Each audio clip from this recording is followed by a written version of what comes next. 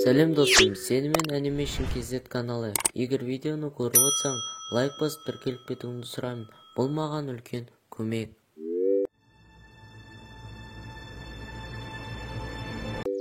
Бір ауылда жасы 80-ге келген бір қария өмір сүрді. Ол жерде ол зұлым, ашкөз адам ретінде белгілі болды. Оны ешкім жақсы көрмеді.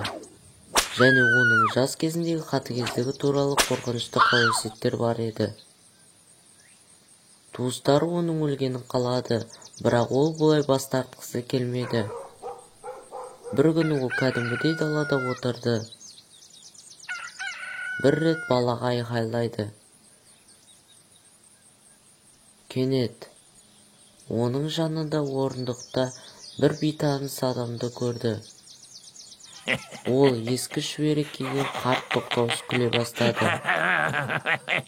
Шал, сен кімсің?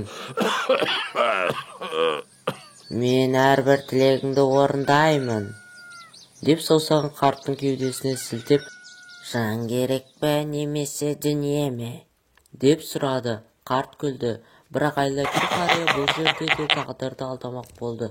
Егер ол жастық шақ пен мәңгілік өмірді тілесе, онда ол жас болады. Егер бұл рас болса, онда неге жоқ? Деп күлді бейтаныс адам. Шал, мен мәңгі жас қалғым келеді, мәңгі жас болғым келеді дейді. Иә деп, сіздің қалауыңыз білсін. Деп бақсы сіріңкесін жағып, көзден ғайып болды. Кенет шалда түсініксіз жағдайлар орын ала бастады. Шал жастық шағына қайтты. Менен басқа кім бар? Мен жылжи алар емеспін.